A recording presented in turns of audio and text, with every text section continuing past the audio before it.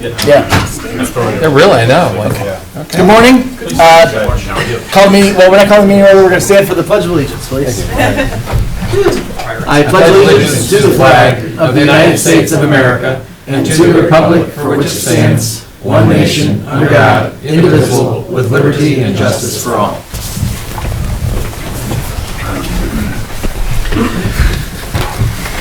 Please bow your heads for a prayer. Heavenly Father, we beseech your divine guidance in this meeting. Keep us ever mindful of our obligation. Grant us, dear Lord, wisdom, tolerance, and courage, that we may well serve our county and fulfill our trust. Amen. And minutes. I will make a motion to approve the minutes from the February 4th meeting. I will second the motion. We have a motion and a second. Any discussion, changes? Roll call. Sweattick? Yes. Hambley? Yes. Harrison? Yes. And then, is there any public comment regarding pending resolutions? We've got a pretty full crowd today. Anybody here for public comment regarding resolutions? No? Then we'll move on to resolutions. We'll start with the engineer's office. Thank you. Just one resolution on the agenda this week. We're looking to purchase a 4x4 pickup truck. There's nothing really available in the purchase agreement that meets what we're looking for. We found a GMC 4x4 pickup that we would like to purchase down at Premier Pontiac, down on Eastern Road in 57. We'd like to move forward with that purchase. I'll make a motion to approve. Second the motion. We have a motion and a second. Any discussion? Roll call. Sweattick? Yes. Hambley? Yes. Harrison? Yes. All right, thank you. Josh. Good, thank you. Next up, Jeremy Cinco, sanitary engineer. Morning, Jeremy. Morning, everyone. 4 resolutions for consideration today.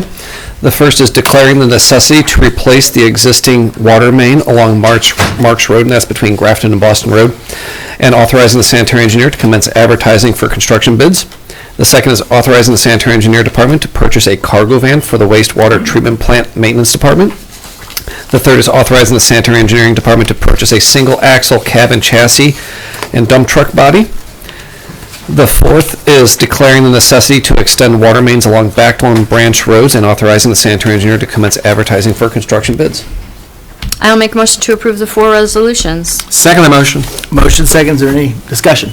Roll call. Sweattick? Yes. Hambley? Yes. Harrison? Yes. All right, thank you. Thanks, Jeremy. Next up, Shannon Ryan. Transit. Morning, just one resolution for your consideration, approving 2025 Medina County Public Transit Safety Agency Plan. I'll make a motion to approve. Second the motion. Motion and second. Any discussion? Roll call. Sweattick? Yes. Hambley? Yes. Harrison? Yes. Thank you. Shannon. Good. Denise Testa, yes. Plan. Sorry, I had those Right, out of yeah, I order, didn't, guys. I didn't cut in front of anyone this No, time. you didn't. Okay. You did not. I learned my lesson. Laura beat me up pretty bad on that one. So I have 3 resolutions for your consideration. One, authorizing the president to renew and sign the programmatic agreement with Ohio State's Historic Preservation Office. Second is to authorize another signature to sign the contract amendment with Kleinfelder regarding the Lead Safe Ohio project or grant, and also authorizing a third signature of the environmental review certification form for general administration, fair housing, and planning for our PY24 community development block grant. I'll make a motion for the 3 resolutions. Second the motion. Motion and second. Any discussion? Roll call. Sweattick? Yes. Hambley? Yes. All right, Harrison? thank you. Thanks, Yes. Denise. Okay, next up, Holly, Human Resources. Sorry about that. No worries. Good morning. I have 2 resolutions today on our personnel changes resolution. We have 2 new hires at Job and Family Services, 1 promotion in sanitary, 13 rate increases, 6 in sanitary, and 7 at Job and Family Services. 1 rate correction at Job and Family Services, 3 leave of absence, 1 at Senior and Adult Services, 1 at Job and Family Services, and 1 in Human Resources, and 1 resignation at the county home. Second resolution is amending the table of organization for the Medina County Maintenance Department. I'll make a motion to approve the 2 resolutions. Second the motion. Motion and second. Any discussion? Roll call. Sweattick? Yes. Hambley? Yes. Harrison? Yes. Thank you. Thanks, Holly. Thank you. Finance, we have Brett here today. Good morning, Commissioners. Morning. I have 7 resolutions for you from Finance and 1 from IT. We'll start off with those first 7. Our first resolution of that is expenditure adjustments for various funds. These were just a couple housekeeping items where things needed to move into new funds. We have a small transfer on the second one for a cash transfer for mediation coming from one of the court fee accounts. Our third resolution is the print shop revenue in the amount of $4,863.76. Our fourth resolution is gasoline in the amount of $21,851.15. Our fifth resolution is purchase of 7,000 gallons of unleaded gasoline for engineering. Our friends at Ports Petroleum once again came in at the low bid of $1.97 per gallon. Boy, I wish I could see that at the pump right now. Our sixth resolution is expenses for county officials. Our travel is all in-state this time. We do have one for the Land Bank Conference for Treasurer Burke, and then a larger one for the sheriff as they send several officers to the Tactical Officers Association Training Conference in Sandusky. Our seventh and final resolution is our weekly bills in the amount of $2,666,542.88. I'll make a motion to approve the 7 resolutions. I'll second the motion. Any discussion? Just a quick question about the print shop revenue. Does that, do we run postage through that, or is that just printing revenue? That is printing revenue. Okay. That was, I'd been meaning to ask that. So, no further discussion. Roll call, please. Sweattick? Yes. Hambley? Yes. Harrison? Yes. All right, and then we have, for IT, we have an amendment to our fiber service agreement with Lightspeed Hosting. The county utilizes Lightspeed Hosting as one of our 2 internet providers in an effort to increase our availability and redundancy and overall improve performance for the county networks. We have reached out to them to look at increases in speeds and hopefully to provide us a termed agreement that would provide some savings for the county. Lightspeed returned back to us with a 10-year agreement that will allow us to flex up with the bandwidth that we need, as well as providing a direct fiber link to them carried over the Medina County fiber network. So the overall, that ended up being by far a better value than keeping things on a smaller contract of month to month. I'll make a motion to approve. Second the motion. Motion second. Any discussion? Roll call. Sweattick? Yes. Hambley? Yes. Harrison? Yes. Very good. All right, thank you, Commissioners. Thanks, Brett. Next up, Matt Springer. Good morning. Good morning. 2 resolutions. The first one is an agreement with Envelope Consulting Services to provide design services for the Human Service Center. This is for restroom renovations on a lower level in the amount of $18,400. And then the second resolution is accepting 2025 HEAP program funding for Medina County Senior Service in the amount of $5,767.49 for 2025. I'll make a motion to approve the 2 resolutions. I will second the motion. Any discussion? Roll call. Sweattick? Yes. Hambley? Yes. Harrison? Yes. Thank you. Thank you, Matt. Good. Department updates. We're going to start with Philip Titterington today. And it is the Mental Health and Recovery Board. It is, thank you. I'm trying to get used to doing that, so I've got to slow down. off before you know it. Good.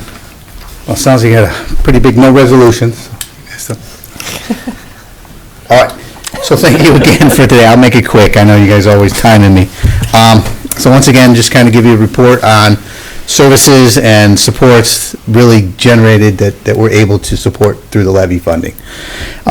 So we use levy funding to help operate. We have 44 permanent supportive housing. As you can imagine, there's some operation costs there, and we do have a wait list, so we always in need there. We're also seeing an increase in adult group homes, the number of people who need to be placed there, and the price tag averages about $3,500 per month. So we're on the hook for a lot of that. Also, we start to see more, and well, continue to see the trend of more forensic cases through the jail. We have alternative paths who we contract as the forensic monitor, so the more that those increase, the more time there is, and sometimes a monitor needs to spend really for the lifetime of that client sometimes. Also, when there are more forensic commitments to the state hospital, it reduces the number of civil commitments, which those never go away. So when we don't have access to the state hospital, we have to find other private hospitalizations, and that increases our cost there as well. Also, so just kind of giving you now, I'm going to move into the agency.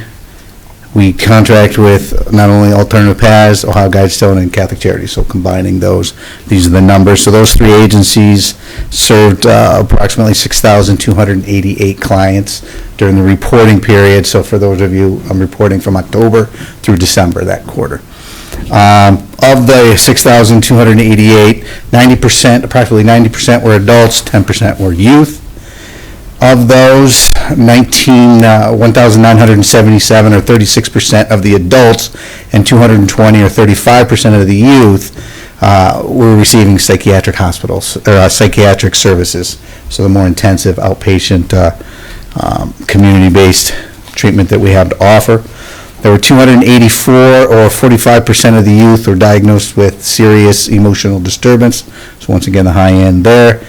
And just a little update, just a reminder, we have the Youth Resiliency Center that we've contracted with Ohio Guidestone to operate. It's a 6,000 square foot state-of-the-art, and basically the way it was designed and why we designed it is talk therapy doesn't always work for families, youth. You need some kind of difference, so there are different rooms in there, such as a sand room, an art room, a movement room, a play room, a calming room. There's a full kitchen, plus we have an outdoor basketball and a play area, really to get them more comfortable, trauma informed, so that we can start to work more with the families in those kind of a better element. Also, the levy allows us to fund other underfunded gaps, such as crisis. That's a big one. We can't, as I pitch every time, a lot of those services aren't billable for insurance, so they're grant funded. So based on levy, we appreciate that. So our 24/7 crisis and behavioral helpline through Alternative Paths, which is our county line. During this reporting period, there were 1,125 crisis engagements through that hotline. 132 individuals verbalized suicidal thoughts, and there were 88 referrals were made directly from law enforcement for that CIT and crisis intervention. So that continues to be a good partnership there, and that's very helpful. In addition, though, sadly, the loss team responded 5 times, and once again, that's so important. The loss team doesn't go out there to provide counseling, it goes out to provide support, because statistically, family members or friends of somebody that they loved or know that committed a suicide or completed a suicide are at a higher risk of committing one themselves. So we want to get out there and at least identify that there's resources and help available for them. Recovery supports is also another high area that we use levy fundings for. Hope Recovery Community, as a reminder, it's in 4 locations, 2 in Medina, 1 over here at Highland, as well as the farm, so Medina Township, right around there. It depends on who we ask. Then there's Brunswick and Wadsworth.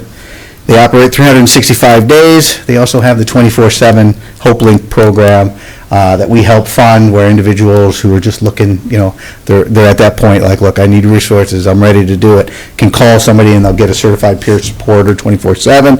There were 298 calls during that period, which is the highest that they've had in any quarter. They do have 10 certified recovery supporters that operate and work with Hope Recovery Community, and there are 3 at Ohio Guidestone. Hope Recovery Community continues to provide peer support at the jail, and what that does is obviously connects the individuals who are in jail with services, so the transition back to the community is a little bit more productive, if you will, and then it correlates to a reduction in recidivism. They linked 161 individuals to detox, residential treatment, or recovery housing. So they are one of our gatekeepers into that. They're very good, and once again, when insurance doesn't cover those, the Mental Health and Recovery Board, I was going for the atom there for a second. There's also medication-assisted treatment. That's something that's still in need, but there's a walk-in clinic through Ohio Guidestone, plus Alternative Paths does have this service as well. Individuals can start MAT in jail, or they can continue it in jail. So that's a successful program. There's an average of about 103 individuals per month that are served, but there's more that's needed. Guidestone's always reaching out and saying, hey, we can increase these walk-in hours. It's just, the funding for a psychiatrist and stuff is very difficult. And then recovery housing. So we still have the 12 Women Discovery Recovery House, which is constantly full. With the Mental Health and Recovery Board support, Kathy's House has expanded. They now have 40 male beds throughout not only Brunswick, but Medina, and then through the One Ohio regional funding, Region 19, Hope Recovery Community was able to secure funding, and they purchased a condo, and they're going to renovate that, and that condo is going to be used as a step down from women at the Discovery Recovery House into a level 1. And just also, I know that the county has their opioid funding applications that are being submitted at that point. So we're hopeful that you get some good applications that start to identify and hit those gaps that are there. And if there's anything that we can do, once again, to help out as the leader in this area, we are here to help with whatever's needed there. And then finally, the state governor, or the governor's as introduced bill. While it looks like on the surface it's supportive of mental health, which it is for all indications, what we as a board are looking at is through the state agency. They're looking at through Ohio Mental Health and Addiction to look at current funding formulas for each county. And we're all for looking at those funding, but once again, it's to be mindful. We've been relying on stable, consistent base for 10 years, and which helps us obviously operate and stand up the continuum that we have. So using some of these categories such as poverty, workforce shortages, local suicide trends, as well as overdose and such, while we're doing a great job here, we just are hopeful that it does not impact negatively the formula that we have. We're looking at new monies, we understand that, but keeping that base as it is. So I'm a little nervous to see what kind of numbers those come out, because we really do use a budget for these services. So that's my report. Great, thanks. Any questions? Nope. Thank you. Thanks, Phil. Thanks, Phil. Next up, we have Jody Robbins from CVB. Jody, thanks for being here. Good morning. Thank you for your invitation. A lot to cover. It's been a minute, but we'll get it covered. So again, thanks for inviting me here today. They say if you ride the waves long enough, eventually you're going to hit land. So I think the CVB has officially hit land. Very excited to announce that. So after 2 years of transition, leadership changes, real-time understanding of the organization's financial need, a small team of board representatives and I have successfully audited the previous 2024 budget, updating GL codes and gaining understanding of both the operational budget and the large marketing budget needed to run the organization. The newly formulated 2025 budget was approved by the CVB board on November 7th at their meeting in 2024. And we had a record high bed tax for 2024. Last year, the bed tax gave us $526,715. So this generous contribution will allow us to continue to market Medina County as a great place to visit and live and work. The board has been extremely dedicated to a budget that serves the organization well. And speaking of the board, the efforts with the board allow me to continually meet with each individual board member outside of our regular board meetings. So the 9 members, we meet from time to time to talk about issues that they're passionate about and to get their individual updates on stakeholders in their own communities, as well as other topics of discussion, including marketing and financial strategies and community involvement, tourism activities and assets. They're primed to be advocates for the organization, so the board is serving us well. The board also underwent board training in July of 2024. The director of the Ohio Travel Association, Melinda Huntley, came up from Columbus and sat with our board and had about a 40-minute training and was able to answer some questions that they had about how they could best serve the organization. The stakeholder outreach that we have taken on over the past 6 months has included 25 tourism industry visits from me and our board members spanning the entire county. Important meetings to note, I was able to meet with Rob Purdy of the Riley Hotel Group to discuss timelines and important information on partnerships that we can start putting together before the hotel's actually built. So he was a great asset to be able to sit down and talk to. And then also, a very exciting development is Market 42. Matt and I have been out several times to talk to Nick Kairazis of Market 42. We've had a walkthrough. We have been highlighting their vendors and just kind of staying in touch with him as things, proceed to opening. We continue to meet with the largest hotels in Medina County on a quarterly basis, and that has given us the opportunity to start to understand some of the occupancy trends. One of the things we're seeing right now is a little skewed because we have so many workers from Kentucky and Pennsylvania that are actually coming into work on Acme or some of the things that are going on in Brunswick, Cool Beans. So we have to kind of figure out some of those, but they're able to kind of nail down like these aren't actually visitors, these are workers. So just trying to figure that out.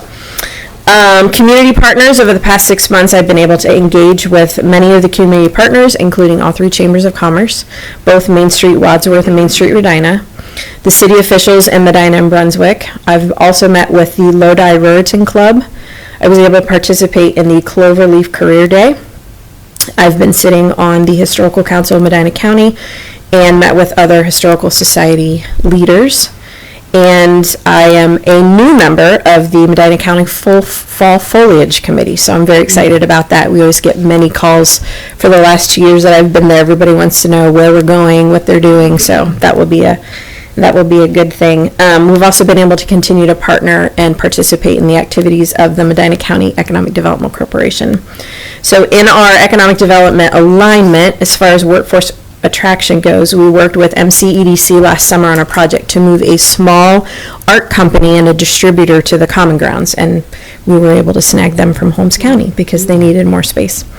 I attended the Medina County Manufacturing Council meeting to discuss the importance of the Made in Medina County efforts. And while that is also a workforce attraction, we also believe from a tourism standpoint that is a good way to allow those that are visiting to kind of have a hands-on or an understanding of something that's a little bit more different than a traditional visit, that it promotes the experiential traveler. And then Matt was able to attend the Made in Medina County Day. Speaking of the guide is one of the biggest projects that the CVB undertakes each year. The 2024 guide came out in March of last year, and I'm happy to announce that we are down to 10 boxes of guides after printing 80,000 guides last year. So we mailed over 600 guides out directly from our office. We get those requests from 3 partner sources. About 2,000 guides were distributed through non-local CVBs and partners like AAA. 250 were given to local hotels. 5,000 guides were distributed through a polybag program with Ohio Magazine in the targeted Dayton and Cincinnati areas, as well as approximately 60,000 guides that are located in travel plazas and rest stops throughout Ohio. The CVB is currently in the final stages of creating our 2025 guide, and in partnerships with Great Lakes Studios, our estimated complete date is late March of 2025, so stay tuned. Just a couple of personnel updates. Matt Horner, who's with us today, joined us in late August of 2024. He is our programs coordinator. He was hired after a 2-month search. In that time, I was able to review 13 applications and resumes and held phone interviews with 11 candidates. He has been an outstanding asset to the organization. With his marketing expertise, the CVB has designed 25 separate ads, and 15 of those were directly under his creation. He has also made a significant mark on the tourism social media market. Just since November of last year, the CVB Facebook and Instagram pages have over 490,000 views, 5,500 comments, likes, and shares, and 7,500 CVB website pages visits from these posts. And we have 470 new followers. And then for myself, the Ohio Travel Association's leadership program, I'm in the class this year, and that class is designed to introduce state and local tourism professionals for networking and education. We started in January, so I've been able to be in Columbus for 2 sessions. Last week we were at the State House, so that was very exciting. It also provides an opportunity for us to learn from other CVB professionals in the area and just kind of hang out with the people that have been in the industry for a really long time. And that's my report. Great. Thanks, Jody. Good. Questions? Excellent. Good. I do. I was wondering, Hinckley is having its 200th anniversary this year. They're doing a big celebration on July 19th with a bunch of activities all day. And the Hinckley Historical Society is running it. So I was wondering if you could reach out to them and see if you could advertise anything for them on your website. Yes, we're going to be putting that event on our website. Good. So that was a discussion of the Historical Council last week. Good. So we were talking with them about everything that we're doing, that we're going to do for them. We're also introducing, as we get close to the Dandelion Drive, that's kind of be our jump. We're going to be, Matt and I are going to be going out and meeting with each historical society that's going to participate in that. And we're going to be interviewing them, and then on our Facebook page, we're going to introduce Historical Thursdays. And so as our followers continue to watch, they'll learn, on Thursdays, they're going to learn about all of our different individual historical societies as well as the events that they participate in. Yeah, their historical society, they've been working for almost 2 years on this, so they're very excited. I appreciate anything you can do for them. I love that it's actually on the day too. Right. Like that, how good. that was just cool. So Yeah, that's fun. Yeah. Well, I know you're active too in with the semi-quincentennial that's coming up and the celebration of the 250th. But I know there's recently an article that's out on the new book that's coming out, Yes. Revolutionary War Soldiers. That you and Brian have been working on. It's very exciting. Well, we got a state grant for it. And Yeah. So, I can't wait for a lot of that. There's some good stories in there. Yes. That we didn't know before about some of Right. these families that settled here. We're So- Revolutionary War veterans. Right. This is really good. Exciting. Yes, it is. Thanks, Jody. Thanks. Yep. Appreciate Thank it. you. Next up, we have Judge Dunn, who's going to speak to us about a program, the CASA program, which is a new program that we're considering. I have some items, nothing's better than getting handouts and things to take home with you. That's right. And I even provided one for Rhonda there on the end, so you can put that Thank in you, the Judge. record. So I'm here to speak about a CASA and establishing a CASA program in Medina County. CASA stands for Court Appointed Special Advocates. They act in the role of being a guardian ad litem for children. Why do we need them? We have a very death shortage of GALs in our court. Currently, we have 9 attorneys functioning in this capacity that receive the specialized training and can serve the needs of our population. The Ohio Revised Code requires us to appoint guardian ad litems in abuse, neglect, dependency matters, as well as felony matters and other matters appearing before the court. So what does the GAL do? The GAL goes out, they research, investigate, and report all the child's circumstances to the court. They facilitate relationships between the parents and the child and the parties involved. They advocate for the child's best interest, and they monitor the child's circumstances and report all this to the court. This takes a lot of effort and work, and ultimately, our 9 appointed counsel that we have submit bills to the court for them to be compensated for. This program is established through the CASA Foundation.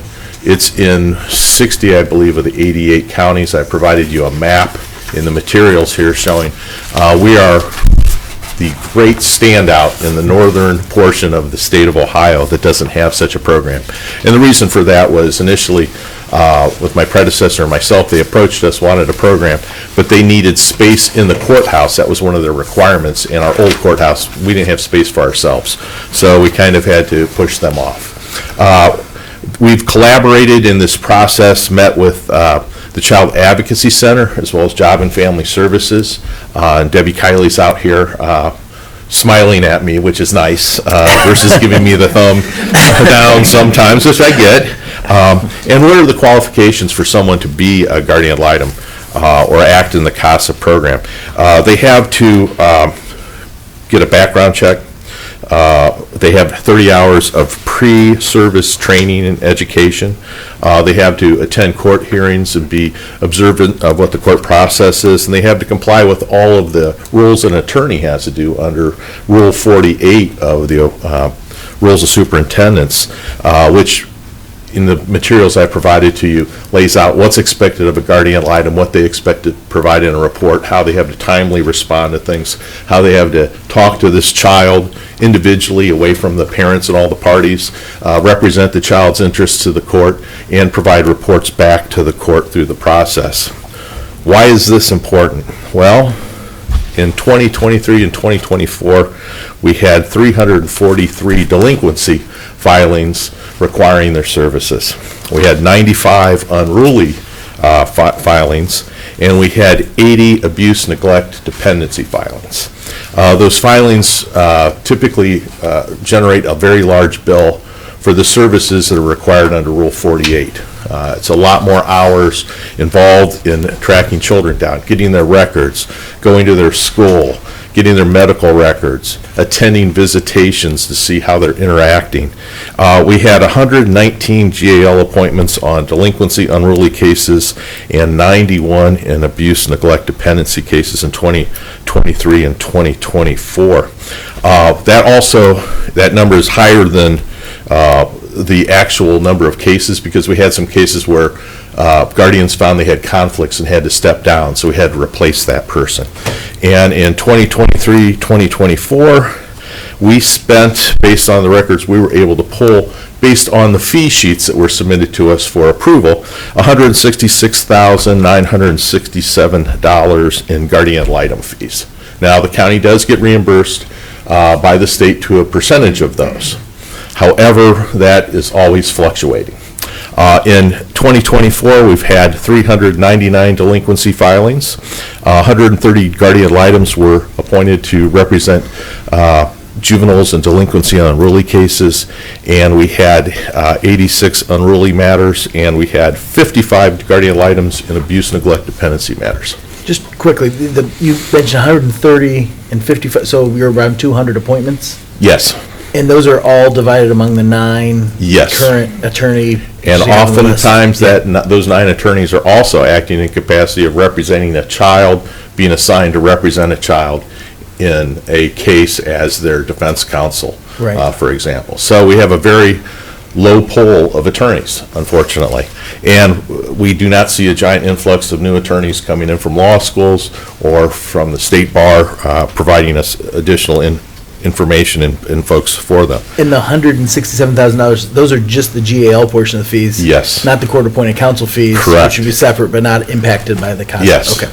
And the CASA program, the goal is, who would be a CASA? Who would represent a child? You'd be assigned to one child, maybe 2 children. You have a 2-year commitment to follow through.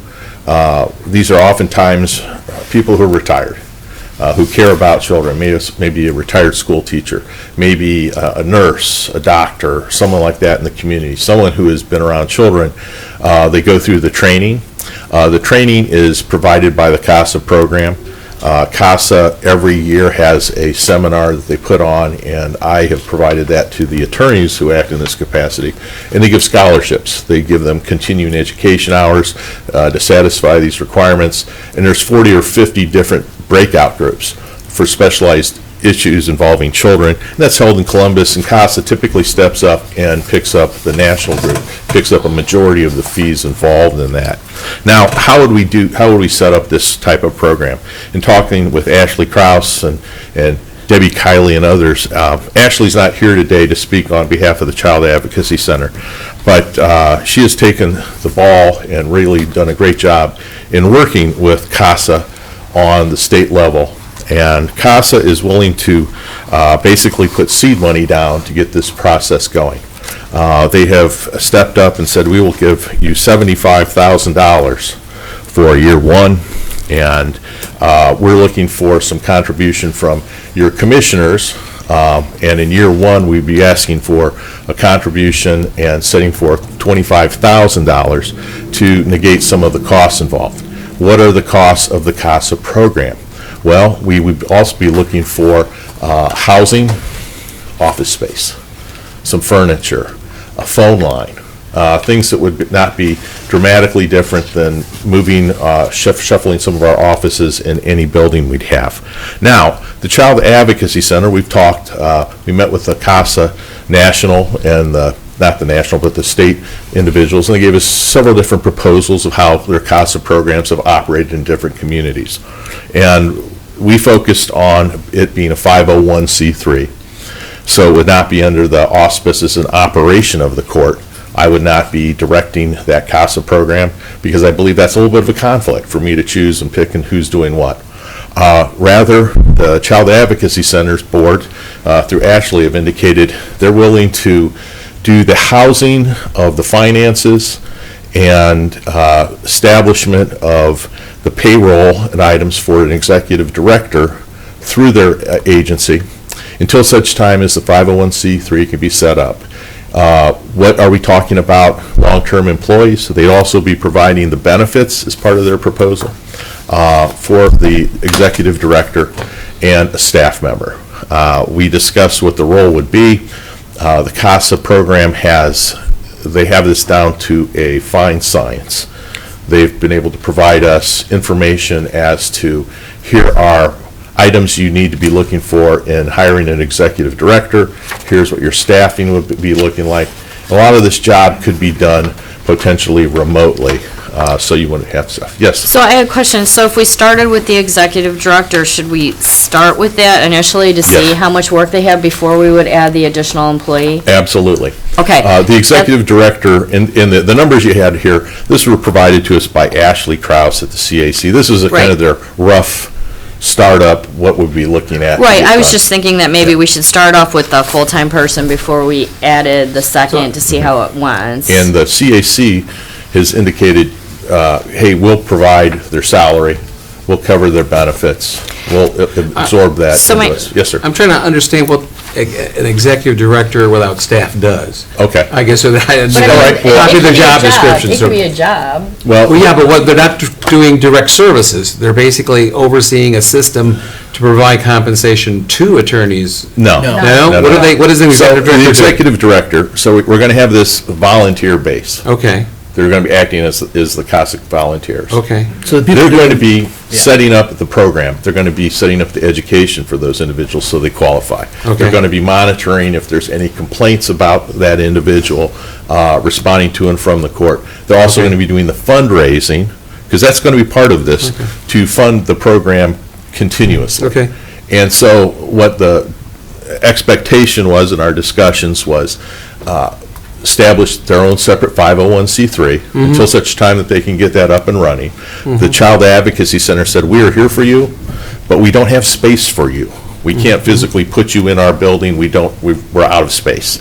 We will do a lot of the administrative stuff on the back end to assist you and get this program going.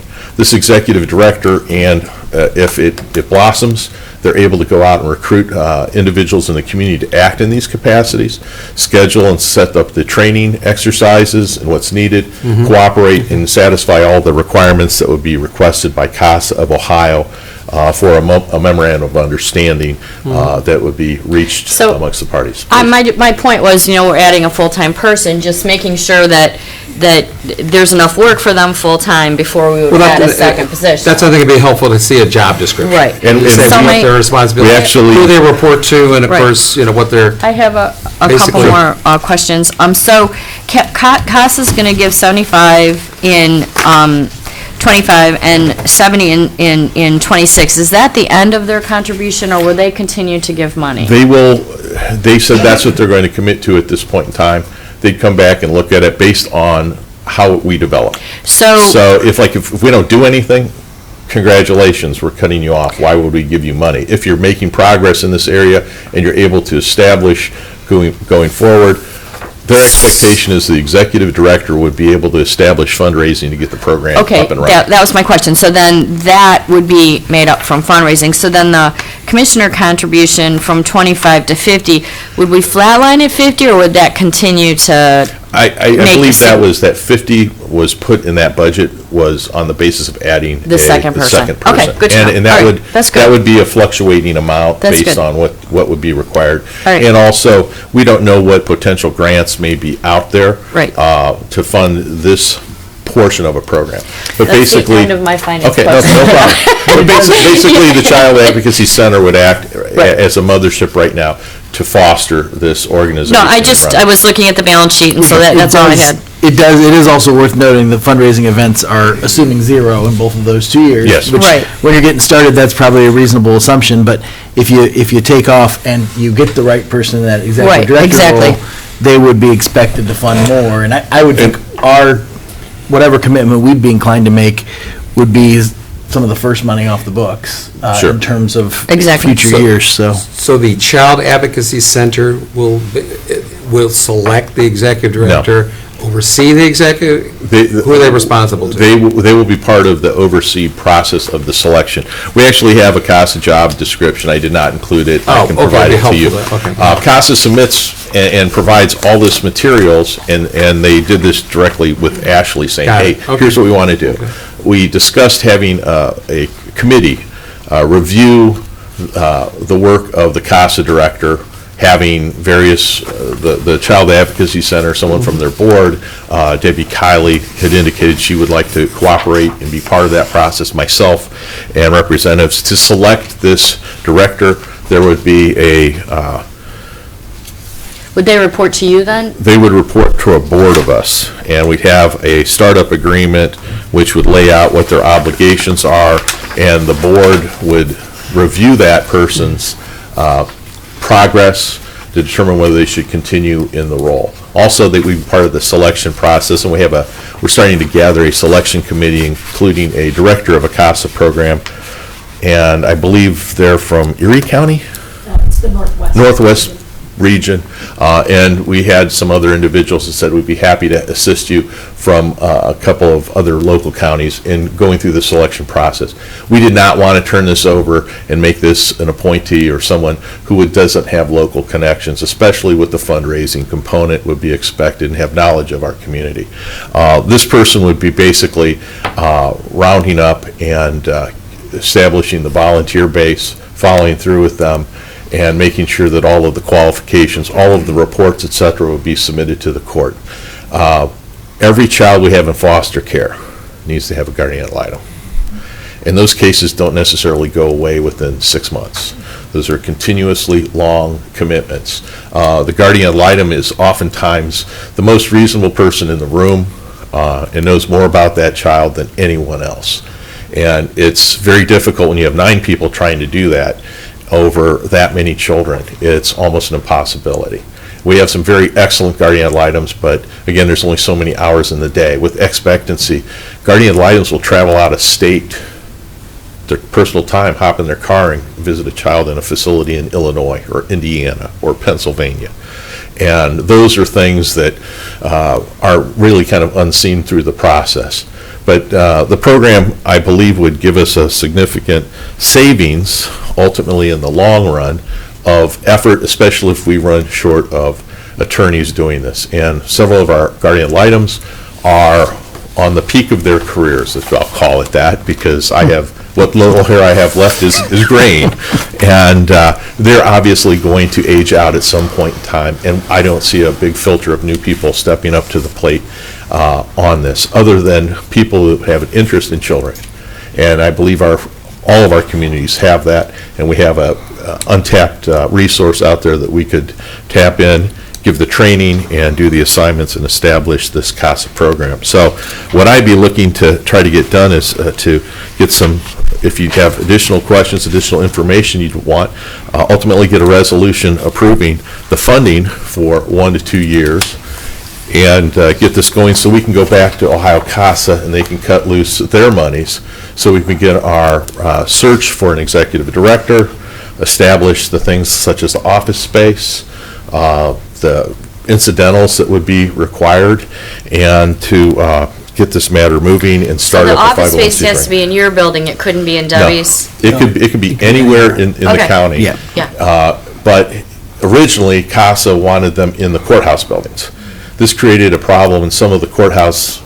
If you look, there's a map that I submitted to you, it has all the counties. Most of these were smaller counties that don't have this or don't believe they have a big enough basis to. But if request Debbie it. had an office, we'd be okay. Sure, sure. And if we had an office in the court building, we could do that. But what some of the models they had were court operated. In some of the larger counties, they work through their courts. And for example, Cuyahoga County just yesterday was in the Cleveland.com article. They need 1,500 kids that don't have CASA, don't have a guardian for them. 1,500 kids, and that's operated through their court. Why do I not want this in the court? I believe this can operate so much better with given our community, given our 501c3s, given our community's efforts to work in a fashion that is basically trying to assist one another versus pull each other down, that this type of a program would be very successful. The guardian ad litems go to the CAC Center to observe all the visits going on between children and their families when they're separated from them and put in foster facilities. They go out to homes, they do a lot of follow-up work that would not show up in a bill to the county. Obviously, right now, I don't know what the reimbursement rate is expected this year, but even if you take those numbers we paid out at 90%, the program pays for itself. So I tend to agree that the kind of uniquely Medina aspects would, the things that we enjoy as a community would really help support and get this launched. You've got a couple other revenue sources, obviously, that there aren't commitments from National CASA, GAL. Is that something that's anticipated that it could be in the mix? Yes. But they haven't made any commitments? They have not made a commitment. Okay. And United Way, kind of the same thing, you think there could be some resources available, but... I can tell you this, I've been hawked since I've been on the bench by CASA, and I tracked them down at their last meeting saying, hey, I would like to start one of these programs, or at least look into it. And on that map, you can see we stick out like a sore thumb. We're the only county that does not have such a program. And they are actively involved and interested to see Medina County be successful. That's how I will leave it with them. This is listed as a contract with the commissioners. Who is the contract with? Is that with Ohio CASA? It would be with Ohio CASA and/or the Child Advocacy Center for the 2 years to pay to, we would set it up through the Medina, the Child Advocacy Center with a subheading for the CASA program. Because currently, until we get a 501c3 separate entity set up, they said we will hold the books, we'll do the bookkeeping, we'll do all your withholdings, and we'll pay your employee. Which, and the benefits will be coming through the CAC, and they wouldn't be asking, hey, add this as an employee for the commissioners at that time. Are the Ohio CASA dollars, are those contingent upon this funding, or we've just looked at the Ohio CASA commitment and said? That's their commitment. Yeah. And what they said is, we will guarantee this, we're hoping that if you make progress, and their idea of progress was indicated like hire an executive director. Yeah. And if you can do that within 6 months, we'll come back with our additional funding. But we think that this would be what would be required from your county commissioners. And we're looking to get some skin in the game by your county. And the court can't necessarily do that at this point.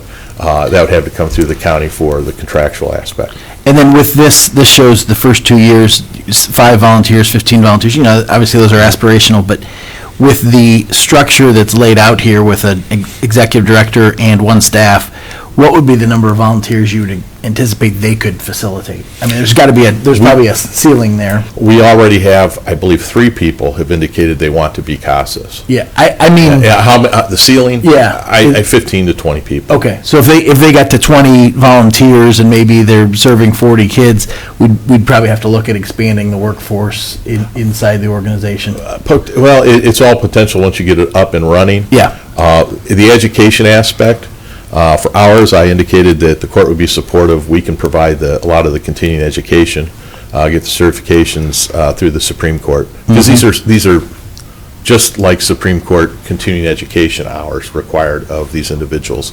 And going down to the Columbus event, like I said, they had 40 different presenters. You could sign up if you had a special needs type of situation.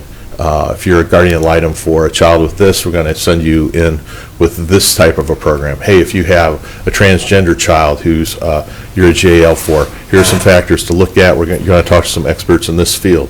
And they break these things down, then we give updates as to like case law and things to look out, how to present yourself, how to be prepared for court. Now, the thing with a volunteer CASA guardian, if they end up being involved in litigation, like a child has an opinion different than their CASA, we have to appoint someone else to represent. It's a never-ending cycle. In my courtroom, people go, why do you have so many tables in your courtroom, Judge Dunn? It's because all the different parties are showing up. And then I have a gallery, like the peanut gallery, the bench of this and this, because there's so many additions added into a juvenile case, especially like a job and family services case, where you may have 2 or 3 fathers for a family and multiple half-siblings involved. And each of them will get a separate report and items presented to the court, maybe through one guardian ad litem typically. But oftentimes if they run into a conflict, we may have to help them out by assigning an attorney to assist in presenting their case on behalf of a child to the court.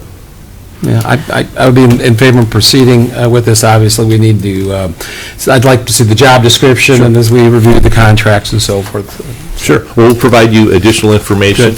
And I apologize because Ashley Kraus was not able to make this here today, and I hope I did not step on her toes. So thank you very much. Thanks, Judge.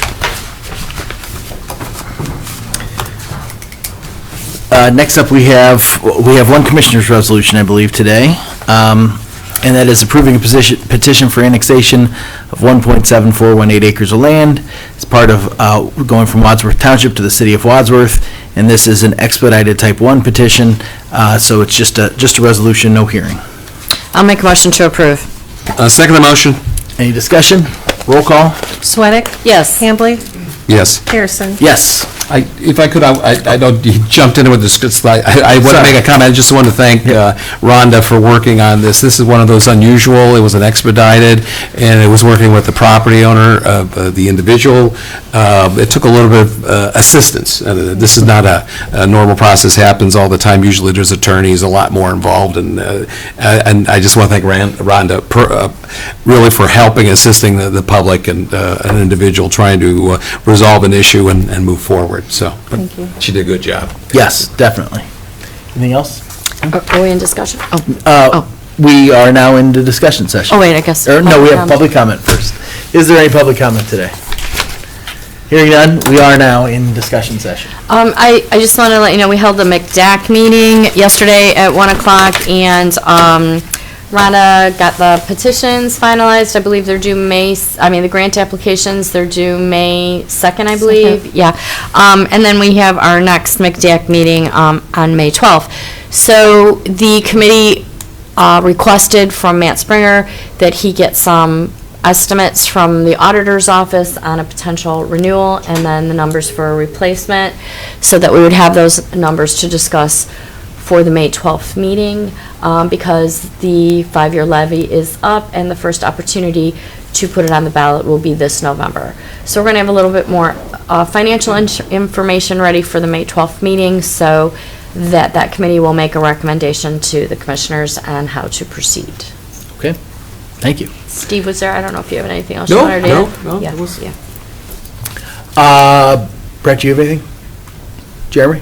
You have, yeah, come on.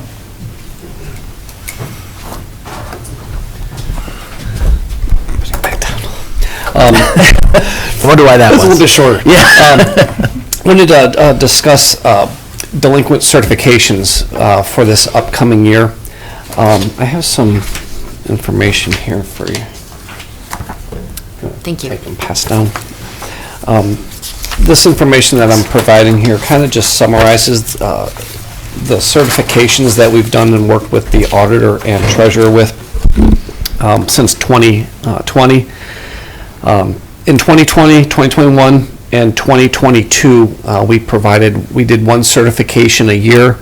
In 2020 and 2021, we used a delinquent balance as of July 16th, but really didn't process those delinquent balances until, I would say, the first week of December, which allowed customers to then pay on those delinquent balances for over the next 5 months. In 2022, we collected approximately $200,000 to $250,000 extra, just certifying it 1 year. And the one item we changed is we went from we still kept the July 16th certification date, but ran the collection process on August 24th, which only provided that 1 month. So we were actually able to collect some extra revenue there from those delinquent balances. In 23, we did 2 certifications that year, collected about $12,000 less than the one certification we did in 2022. That was because in the second certification, instead of collecting it in August for the July certification, we actually collected that in September, which gave an extra month of payments, which is why that dollar amount's a little bit lower. In 24, this past year, we did 3 certifications, and we actually collected an additional $375,000 in revenue for that year. And I tried to equate what the recouped, with that additional $375,000, how that translates to rate increases.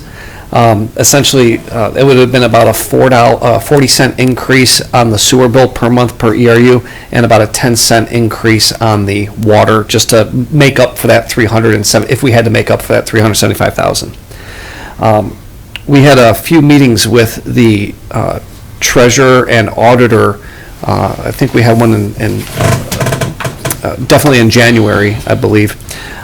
Just to kind of go over the process for the 2025, wanting to keep up with the 3 certifications. I know that the auditor and treasurer, I believe you received emails from them. I'll touch on those in here just a minute. But they were against the idea of certifying 3 times a year and wanted to go back to certifying just once a year. One of the benefits to certifying these delinquent balances 3 times a year is it helps our office hit revenue estimates, because we're collecting bills that haven't been paid. And if we can't meet our revenue estimates, there is a potential that we would need to do potential rate increases to make up for that lost revenue through delinquencies. And the good paying customers that are paying their bills on time, they're the ones that are going to be more affected by this than the people that are delinquent on their bill. And I don't believe that that's appropriate or fair for those customers to kind of help subsidize that. And also, as part of this, is that we've eliminated water shutoffs. There's a lot of time, effort, and material that goes into our water shutoff process, from generating a list.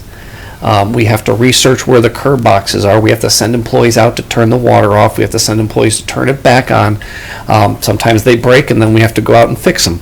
So this also is a huge time and material saver on our office. Another small benefit here is when you have a delinquent balance with property transfers.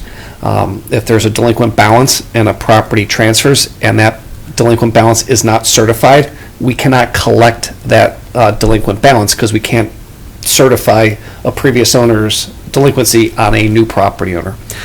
So that would help us recoup some of these lost monies. We do work a lot with the title agencies to help try and collect these. Unfortunately, sometimes those are missed. We do look out for the weekly transfers, but again, our staff does a good job with that. So if they're certified, they're automatically seen in escrow by the title companies as part of the closure of the sale? Once they're certified, yep, they're on the property Okay. taxes. So Yeah. if it does transfer after that, it is seen. Got it. And just over the last 5 years, of the balances collected, about 93% of that is sewer is sewer, from the sewer side. Meaning, on the water side, we can turn water off, right, to kind of force payment on a delinquent balance. On the sewer, our hands are kind of tied. We can't shut sewer off. So, What's the overall delinquency rate in a year? Is it, I mean, broad numbers? based on, I'd have to say, in '24, where we collected $1.2 million in delinquencies through these certifications, just under $1 million of that came from our sewer. Our sewer, roughly, $20 million revenue. So, I mean, we're collecting, what, 5%? 5% or so. Yeah. And then what on that 1.2 that you collected, do you know the number that wasn't collected? Is there the uncollected amount? We write off after about a year. Okay. So And- it could still come in. I mean, Correct. yeah, We try to collect over a year of unpaid balances, and then after a year, we kind of figure, okay, we're not going to get this money, so then we have to write that off. Total amount certified though, maybe 1.5 million last year?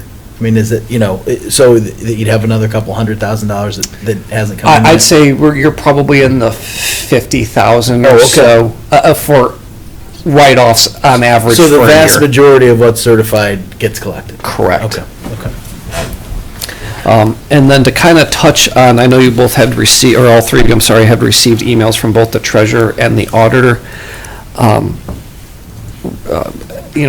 I feel that some of the language in that email was a bit misleading.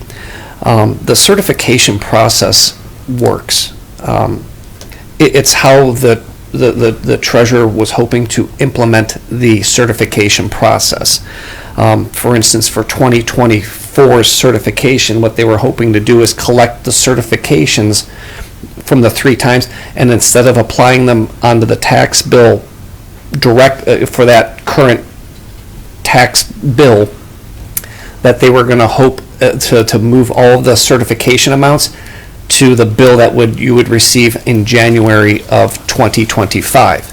So this past year, when we got to the second half tax bill, what they did is they pulled the certifications off the property, ran the second half tax bill, and then reapplied the certifications. So the second half tax bills for the delinquent customers did not change.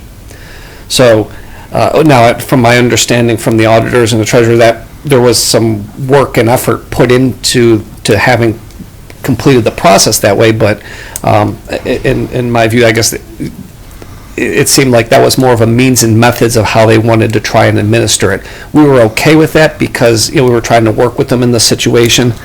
But I think ultimately it was, at the end of the day, is that they didn't want to, that the treasurer did not want to alter the tax bill in the second half tax bill. Does this process require any additional mailings or any notices that wouldn't otherwise be going out? Not to my knowledge. We do provide notifications to our customers. Yep. So if someone has paid their bill already after the first bill, but they end up in the middle of the year being delinquent on this, are they then sent a special assessment notification, or does that come the following year? I believe that would be sent in the second half, but I would have to defer to the. So that auditor on everybody gets a one. second half even if they've already paid the first? If they pay their first. For the in first year, full, if they pay the entire year? I don't know that. And John, the since you're question. here and the others come up, do you have comments? Welcome. I can talk about it, but I figured I'd let Jeremy finish and then I can. Okay, then Do you you have anything answer that else to add, question. then we'll turn it over to John Okay. before our discussion? No, unless there was any other questions that you I had. know was pretty that- much- I guess maybe maybe wait till later, but I know that whenever we were going through the budgets and so forth, very clearly, this was done last year, 2024, was done 3 times. None of the budget requests from either of those departments referenced that there was an issue with this, that there was any additional staffing or any additional financial issue with implementing this. So that's, even with the correspondence back and forth, I kept going back to that. Well, we didn't hear anything that this was a problem last year. Why is it a problem now? They did say that there was an issue in, I believe, a July email from the auditor's office. Right. But that was, I think, that when they were trying to take the current, I'm going to say the March certification and trying to move it to a future tax Yeah. bill. That was the issue. But that wasn't in our budget. That was what I'm saying, when we were reviewing the budget and looking at how their operations, neither department, neither elected official referenced this as a problem either in terms of cost or administration. So I just want to point that out. We didn't get any communication that way. It was only after, I guess, the subsequent discussions as to how to do it this year. Okay. Anything else to add? No, just, yep. Stick around, yeah. John, please.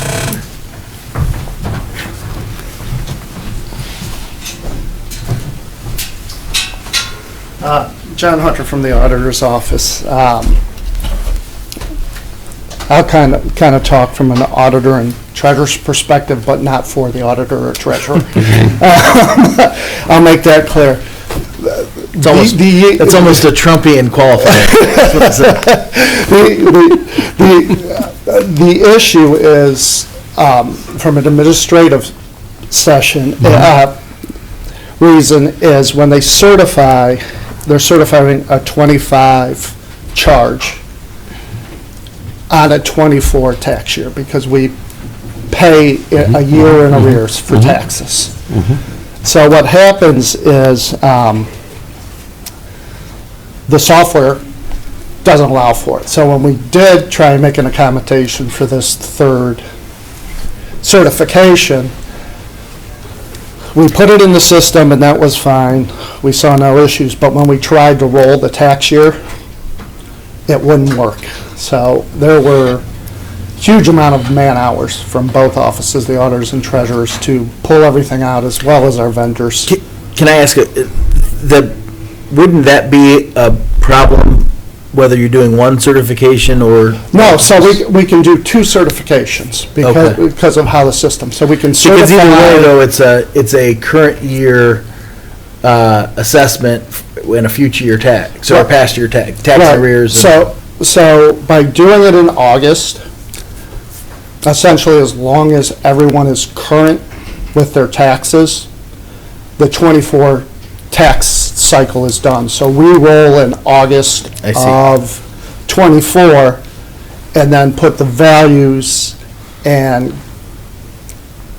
get ready to get the tax rates from the state and establish those tax rates to make the January bills. So, But doesn't get added on, this is a special assessment, so all special assessments get added on after you do all the other calculations to determine what the tax bill looks like, correct? So a special assessment, much like municipalities, happen in August or December.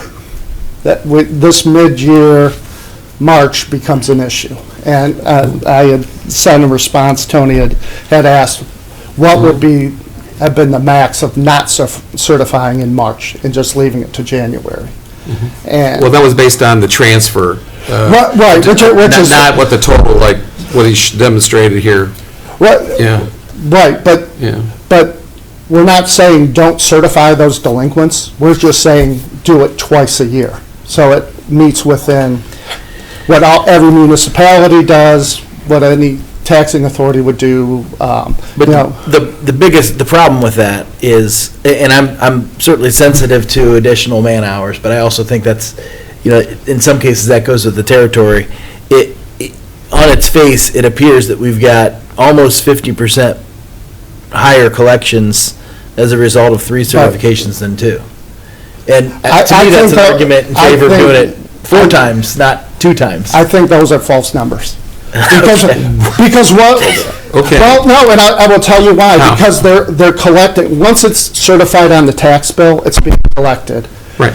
What happens is, let's say we certify in March. One of the property owners is in Florida, just misses the bill. They certify him as delinquent. They're on an escrow payment or they pay their taxes second half. That changes that amount. But because they're a conscious citizen, they're like, oh, I forgot this, I left for Florida, I go and I pay it with sanitary, even though they've certified it. Sanitary takes that payment and it'll put it to the current bill and any future bills, but doesn't do anything about the delinquent.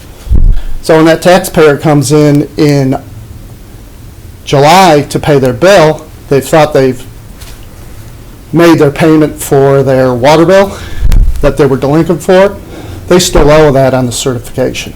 Okay, we'll verify that here in a minute, because I want to learn a little bit more about that process. But but either way, because I'm thinking of an apples to apples world, right? Right. The number of certifications in 23 versus 24 wouldn't, if what you're saying is true, it wouldn't have had any bearing on the number of people who made payments directly to the taxing authorities in 23 versus 24. I'm not following you. Okay, so if the person in Florida sees a delinquency, settles up with the sanitary, those numbers wouldn't be in the final calculation. Well, if they were certified in the March bill and went onto their taxes, that would be. Well, I thought your whole point was if sanitary is not applying it to this, they're applying it to current and future bills, then They're still going to owe that delinquency. this represents payments of delinquencies, though, right?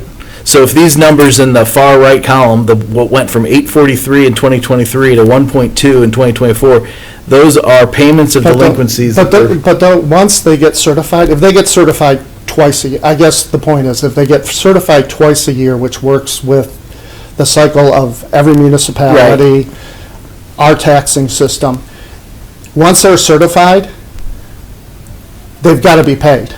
To who? Well, they get, once they're certified, they don't get paid to sanitary, they get paid through the treasurer and then distributed through. Which is what these numbers show. These numbers show in 2023, they were certified twice, and $843,000 was paid to the treasurer, not to sanitary, but to the treasurer. And what I'm saying is, just to finish, in 2024, it was certified 3 times, and $1.2 million was paid to the treasurer. So that's a meaningful difference. Well, but let me stop for a second. So I took the list from March that was certified by sanitary. If that would have waited till the July and certified in August, I said, what would have been the potential revenue lost? That's if no one caught that there was a delinquency. Right. The title agency didn't do their due diligence, they didn't go over to sanitary. Well, how does the title agency find it if it's not certified? It would be in their system. Okay. But that's only for those that are properties that are transferred. Transferred, right. Well, because those are the only properties they're going to lose the money out on, because once it's certified in August and we do it again in December, those monies are on the tax bills. So those are a lien that's perfected. It's an interesting perspective to look at where you're coming at from, because you're talking about money they never get. But I think Jeremy's point and being sensitive to kind of operating the system is when that money comes in is relevant too, because they've got to make decisions for future years based on collections of the current year. So those collections come in the last day of the year, and they've assumed they're going to have to write them off. The well-paying, compliant customers are going to foot the bill for the difference. Because they can't assume it's going to come in. But those dollars that don't get paid, whether certified or not, are never going to get paid. The only gap is when the property is transferred. Yeah, that's, if they're certified and the property transfers, then you get the money. We get, In escrow. You can recover it. correct. So the missing amount out of the ones they certified from March of a max, if nothing was caught, was $13,000. So it strikes me, and I might be oversimplifying this. I mean, 39, we were talking 39 properties. But it strikes me that your assumption is that sanitary should operate on the assumption that, 10% of its outstanding bills are going to get paid as long as those properties don't transfer it. I just don't think that's a world in which they can operate, because they need the revenue dollars. That's a good point that you just made. 39 properties. That's like input for one day. Like for somebody input, 39, you just made the point that it's only 39 properties. 39 properties would have transferred that they would have missed out on. When we certify the list, then we've got to, because our system can't handle it, pull everything out. And that's not only on the county side of it, we have to get our vendors to do it. So they have to write special code to pull that off, because it can't be processed. And we can't move forward in... My bottom line question, is it your position that the cost of doing what you just described exceeds the $400,000 of extra revenue we had come in? That $400,000 isn't extra revenue. That $400,000 is revenue, whether certified or not, they're going to get. I don't know how they can operate under that assumption. Because once it's certified, it's on the property. So we're only talking about the gap when it's not certified. And quite frankly, that gap would be January, February, and March. Because when they give us the list in February, anything that's March, April, May, June, July isn't going to get certified as delinquent till August anyway. So what's the So we're talking a cost? What's the cost to running that system that you just described with the vendors and employers? I don't have all of those. Okay. I mean, the treasurer does. If it was a problem, So- why wasn't that mentioned in either budget? Because we've been having meetings ongoing with sanitary, and we've been having these discussions. And that's why it hasn't come to you, because we're trying to work out a solution. In '23, we said, let's try and do 3 certifications. We think we can do it this way. It caused a ton of chaos, strife, work of vendors and county employees to undo what was done so that we could re-put it on. Any other questions for John? Yeah, I'd asked the question prior, that when you have an individual that pays after their first tax bill of the year, they've paid their entire tax bill for that year. They wouldn't see, if it. They wouldn't see the delinquency until the following year? They wouldn't see it till their tax bill, if we use the '24 example, Right, they wouldn't yeah. have seen it till '25. Got it. If you pay your taxes Right. escrowed through a payment plan with the treasurer. Well, no, you're talking about the prepay. I'm talking about actually paying your full. No, I understand. I pay the entire year, okay? I go ahead and take care of it, and Right. I'm probably one of those idiots, a very small number, that go ahead and just pay the tax bill, don't have to worry about it. But if I were to have a delinquency based on my water or my sewer, I wouldn't see it then until the following year, because I've already paid my tax bill for the year? No, you would get. Or I would get a special bill? You would get a bill sent to you in With a August. special assessment, okay. Because of that special assessment. Got it, that's what I wanted to. And then, like, from a person that escrows it through a mortgage company. The mortgage company Oh, yeah, is well, that's something just going to pay the escrow, but Oh, then yeah, come right. January, they're going to say, this Here's your person shortfall. was Okay. $250 short, so we're going to have to up their escrow by $500 at a minimum, because we figure they're going to be, because they don't know why they were short, they just know the escrow account was short. But if a property owners have already paid their taxes for the year, their property taxes due, and they have special, you just basically are just sending them a bill for that special assessment, correct? Right, just like, How does just like if you escrow Right. through the Sure. treasurer, you Sure. expect Yeah. that you've made all your payments, that Right. your tax And it got bill added on in to another July, bill. Right, okay. it's going to get added onto a bill. Okay. And the issue with that is, if you don't know and you're not expecting that, is if you don't make that payment, then that goes to penalties and delinquencies because it's on the tax bill.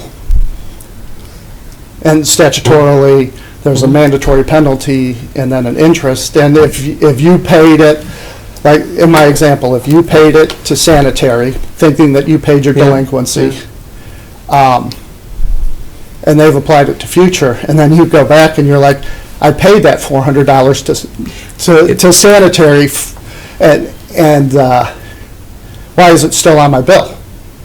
That's not a great conversation to have with a taxpayer.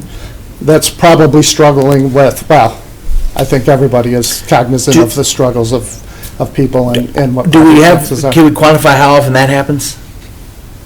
I could, that would be. Was it dozens of times, was it hundreds of times? That would be a question with the treasurer. Okay. I mean, those are the kinds of things, because all of this is anecdotal in the absence of numbers, and I see hard numbers here that just to finish, yeah, that paint a fairly compelling picture for doing it the way we did it in 2024.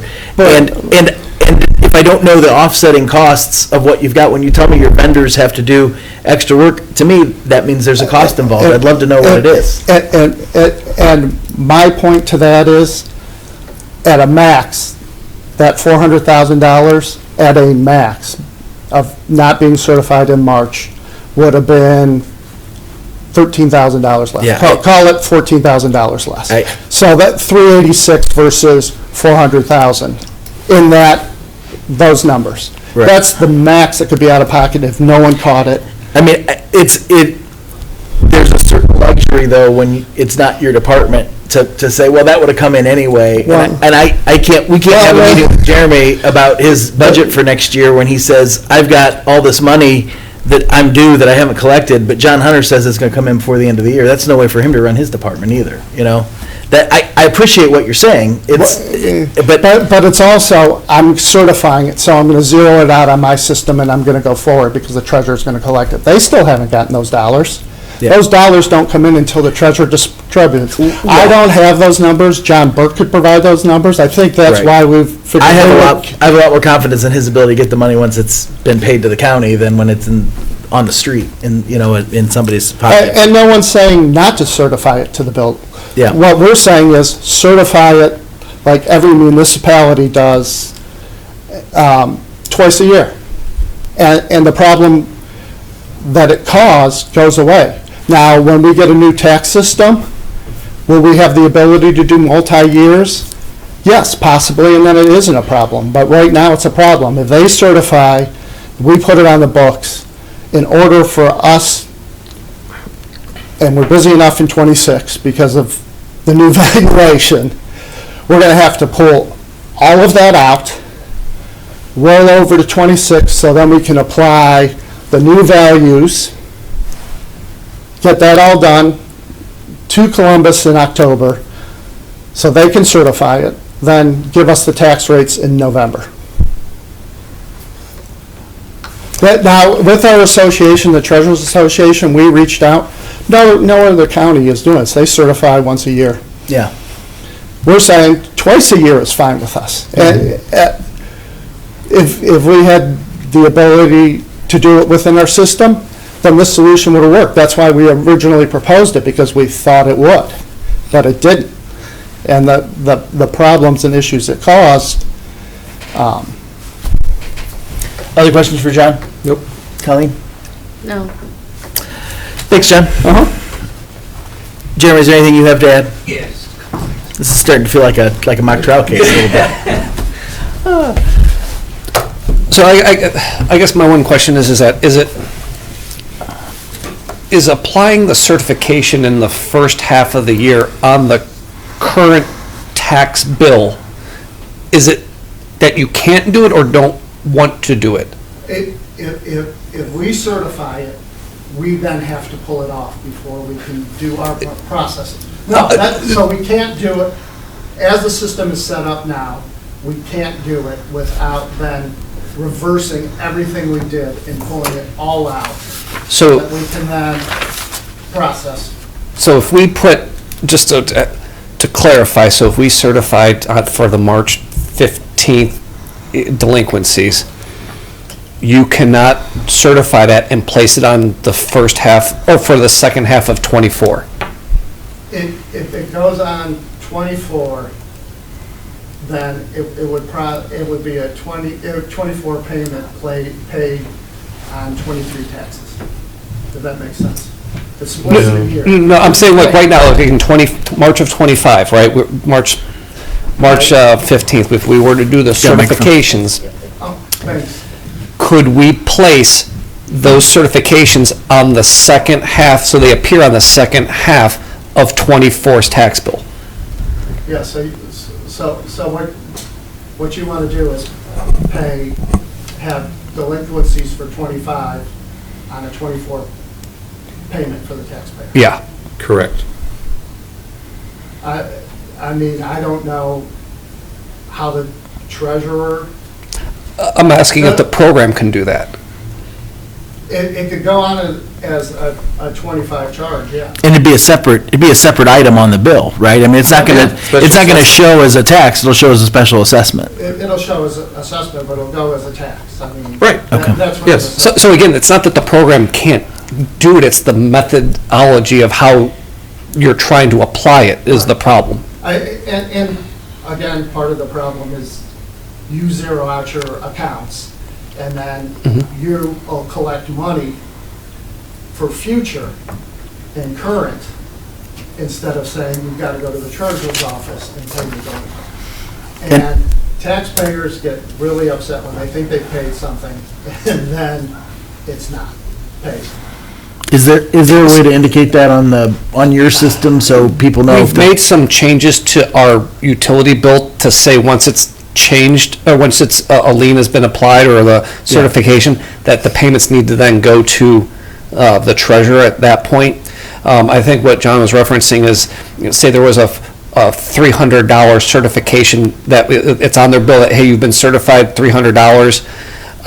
Sometimes we'll receive payment for $300 on that account, but to know that, you'd have to look at every account to see every payment that comes in to see if there was a lien and if that matches, and then we would have to transfer that payment from us to the treasurer's office, I believe. Well, my thought would be if there was some indication on there that there had been a lien applied. It does on the bill, it shows lien. Okay. That it would show up on your system, so when they try to make that payment to you, you say, you may want to check with the treasurer's office because this is showing there's a lien. Correct, but then you have online payments that process, so it's tough, it would be difficult to catch those payments. Yep. Sorry.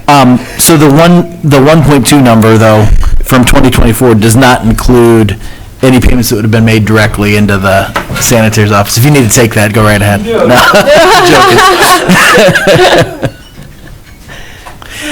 So the 1.2 total that we show from 2024 doesn't include any amounts that would have been paid in that way, that would have been inadvertently paid directly to the sanitary engineer. Potentially, I guess if that amount is what was given, that amount total was given to the auditors to apply it on the tax bill. Okay, so I guess the question I'm trying to get to is when those dollars come in, they get applied, those are the dollars that would have come through the lien payment process, not through normal payments that got applied to future bills. So, correct. Here's my question, and I'm in looking at this. Why wouldn't you just go ahead and certify in March?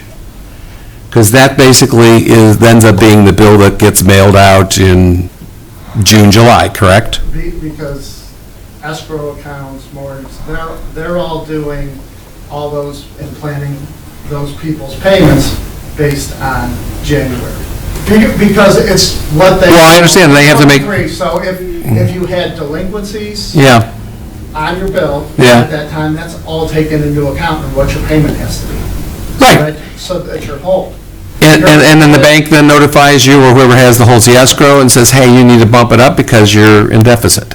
Okay, that's transactions outside with the agreements between people that have those in escrow. But my question is, if we're going to do 2 times a year, why would you do in July? Why wouldn't you do March and November? Because July would be after the second half tax bill. That's not when the tax cycle happens. So Okay, so basically, it'd be if you're going to do 2, why wouldn't you do March and then July? It would be July, December, I think, is what they would want in that situation. Correct. Okay. July and December follows what every other municipality does when they're putting on special assessments, whether it's streets, roads. It just keeps everything in sync for the taxpayer, for the auditor's office, for the treasurer's office. Just from and I get that from a vendor standpoint, why there's an interest there, but from a collections standpoint, which is ultimately what this is about, whether we like it or not, I think there's a strategic advantage to be ahead of that curve, because and maybe that's what we're seeing in these numbers, is that you're not on the same cycle everybody else is, and you're waiting in line with everybody else. You get yours out ahead of everybody else, and you see payments start to roll in. Well, once it's certified on the bill, Yeah. I mean, you don't pay your tax bill, it eventually goes into foreclosure. Those monies are they guaranteed? I mean, at some level, they are. I don't know that I, in practice, say that from a management standpoint, they can presume that they're going to get those 100%. And certainly not in the timeline they need to get them in. You're talking a 6-month plan that you fall on for July and December. They went from 1 to 2, and then we wanted to try a third. Yep.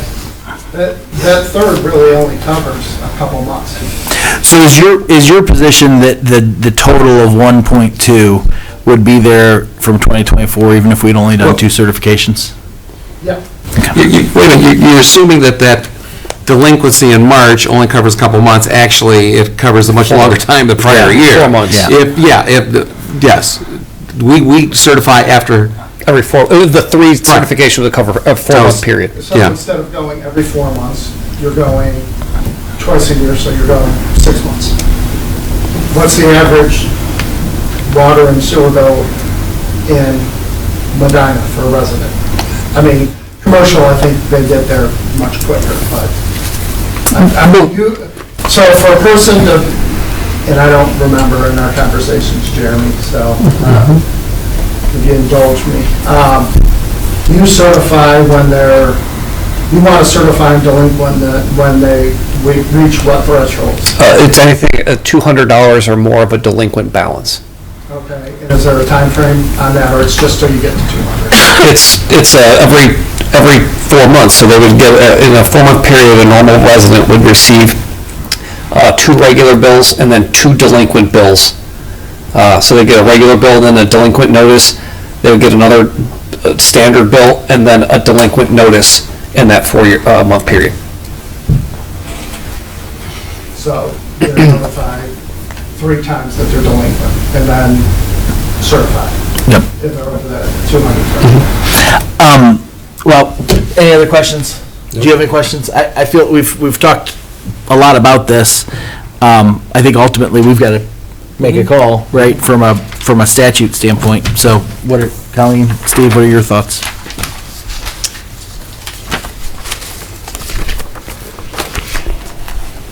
I'm inclined to certify 3 times a year.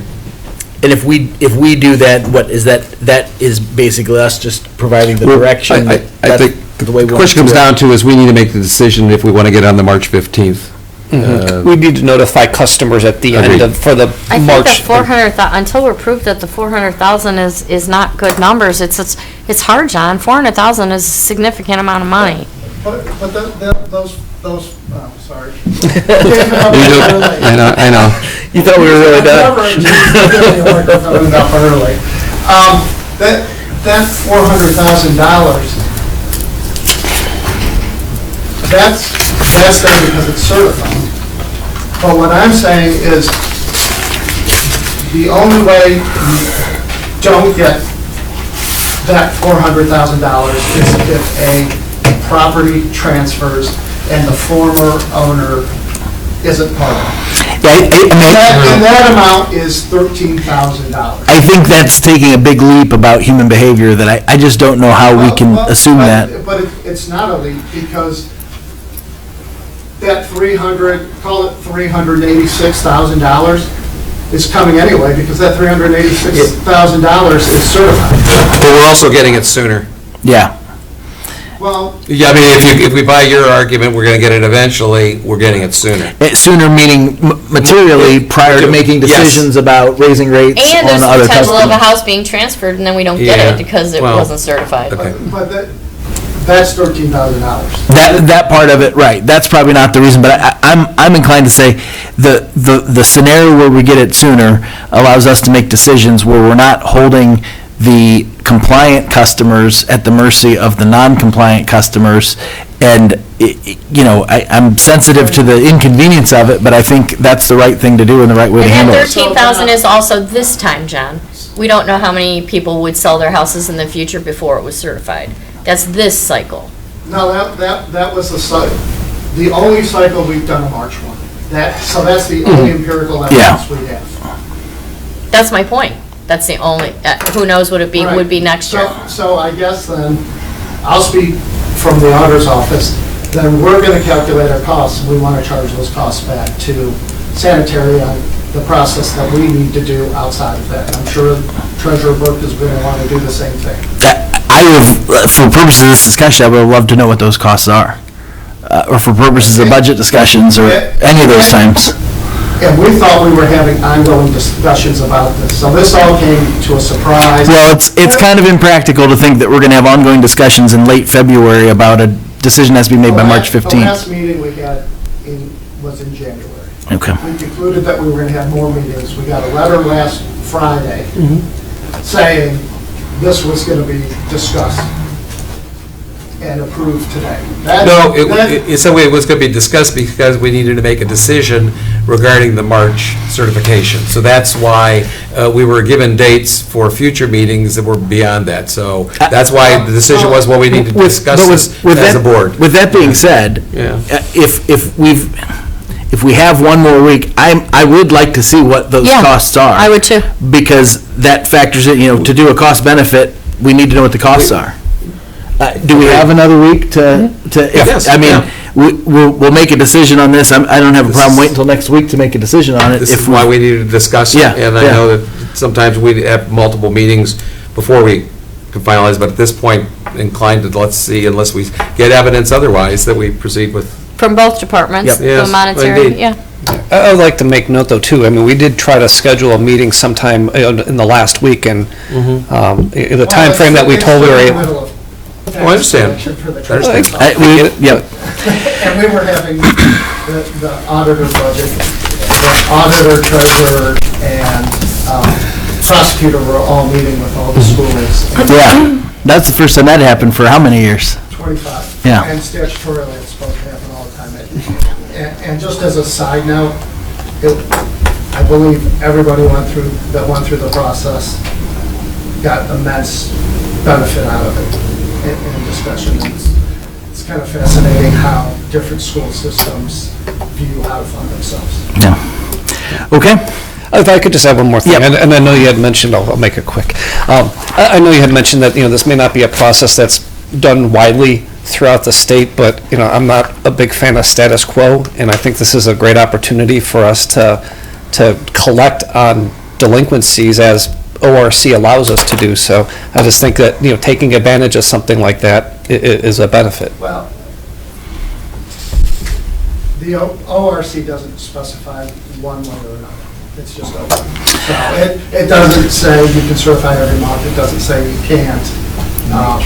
But the systems we have in place right now don't allow us to do that unless we go outside of normal business practices. Okay. And quite frankly, this year, we don't have a lot of free time. Yeah. Okay, thanks, Jeremy. Thanks, John. Thank you. Bethany, are you waiting for something for discussion session? Yeah, executive. Okay, executive session. I was worried that we were doing discussion session and should have called you first. So, with that, anything else for discussion, Steve? I don't have anything. I John? will make a motion to discuss imminent litigation and to consider the appointment of public officials. Second. Roll call, please. Sweattick? Yes. Hambley? Yes. Harrison? Yes.